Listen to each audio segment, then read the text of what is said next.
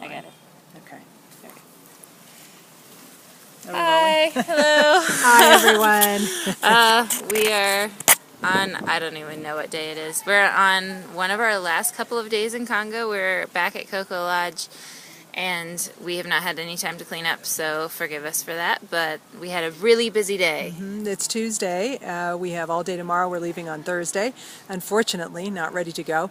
But yeah, it was an incredible day. We actually got to travel out to the Kavumu area today, where there are some projects going on that are Maison Dorcas projects, and it was incredible, actually.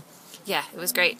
So we started out our day leaving the hotel and getting stuck in our first real Congo traffic jam, which was pretty incredible. We just sat there and didn't go anywhere at all for like 30 minutes. It was so frustrating. And it turns out there was like a taxi driver or someone that died yesterday, and people were just standing around reflecting or something. I guess it wasn't like a real... It wasn't clear. It was... We don't know. But Leanne was mentioning like it's just people with too much free time on their hands, and they just clogged up the street and we couldn't get through. So anyway, eventually we got going, and it was a beautiful drive. Man, right along the lake, and you could see the countryside. Oh, God, this country is so amazingly beautiful. It was so crazy. And then we got there, and right away to where we were going, well, we picked up some people along the way, which were fabulously helpful today.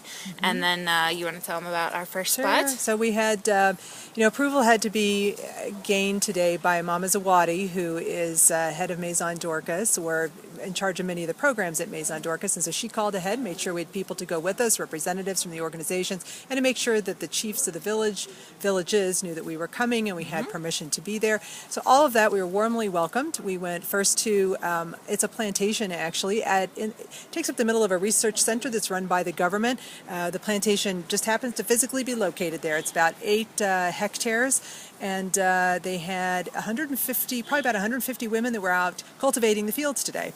Yeah, it was great. So we got to see, I guess, some compost being made. We got to see some corn being tomatoes, all sorts sorghum, of things. some other stuff I didn't recognize. But so we were traipsing 150 around. women? 150 women were there. There are 700 women total in that area that are actually being supported by, that are involved in the microcredit and some of the literacy and other skill-based programs that they have that are being offered. But of course, most women have the skills already for farming.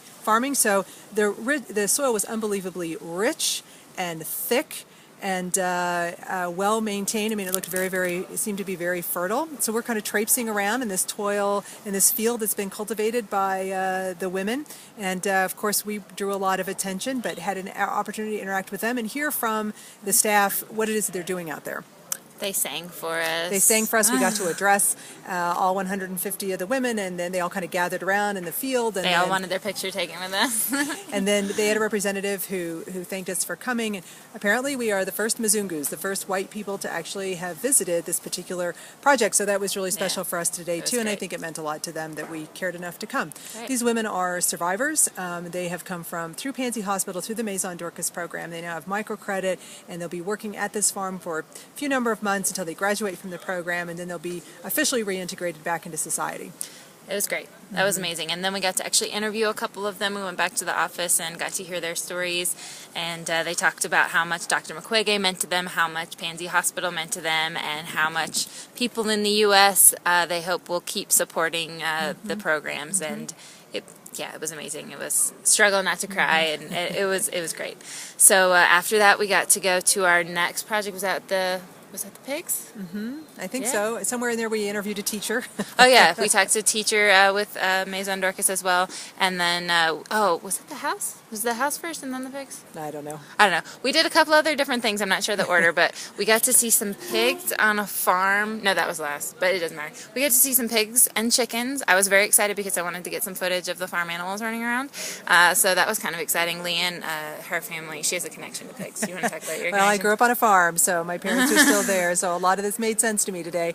It smelled like home, let's put it that way. So the pigs that they're raising, they have 12, and many of them are bred so that they can take the piglets and then distribute them to women so that they have something to raise and then either raise additional pigs or to sell as well. So and they've got chickens in that same sort of program. So it's just, again, kind of a diverse portfolio in terms of what they're able to do for the women as a part of this Maison Dorcas program. So that was really great to be able to see that as well. They were excited to show us what they're doing around animal production and husbandry. And then we got to see the Roofs for Survivors program, which was pretty cool. These women who, we actually got to visit one woman who is still living in a house, but she's building another house. And so the house she's in now, I don't know what you would call that the roof is made of. That was a thatched roof, actually, Okay. with just using vegetation of some sort to create that sort of a roof. And then the walls are simply, and you've probably seen this before, it's just a series of sticks that have been fitted together that have a space in between, and then it's packed with mud. And that's her house right now. Yeah. And it was, she was pointing out the holes in the roof and how it would leak when it would rain. And then her new house with the roof that I guess is provided through the Roofs for Survivor organization or program through Panzi Foundation and through Maison Dorcas is tin, right? Yeah, so they can get enough tin. A sheet of tin is about $20, $10 to $20, depending on the quality. It takes about $300 to put a roof on a house that's probably, maybe 20 by 15, so not very large, actually. And that actually, for her, was sitting right next door. Now, she doesn't have the means to finish the house, so she doesn't have the walls yet. She simply has a structure with a tin roof. Yeah, but she's so happy, and it is right next door. I think it doubles as her porch maybe right now. But she has how many children? I was going to say, this bears mentioning. She's 47, has 10 children, and she used to have 12. Two of them have died. She has 10 children ranging in age from 22 or 23 to 8 months. She was nursing while we were talking to her. 47. It was pretty amazing. So Holy it's cow. great that she's going to have this new space for herself, and they've done a lot of this where they're able to help women get the tin for the roof, and then now what she's doing is she won't have mud walls, she wants wood walls, but she has to save up enough money. But all of these women are generating income somehow. They have some sort of a small business, a little bit of microcredit, and they truly are the success stories. Yeah, and she talked about how there was a time when her husband had rejected her, and then he saw that she was learning things through through Panzi's Foundation and Maison Dorcas and their programs, and so he came back because he saw she was growing and learning and generating income, and she was going places, so he wanted to be with her. So it's a very interesting story. But we are rapidly losing daylight. As you can see, it's getting dark, so we will let you go. I'm not sure when we'll get this posted, but ASAP. And again, thank you so much for your support.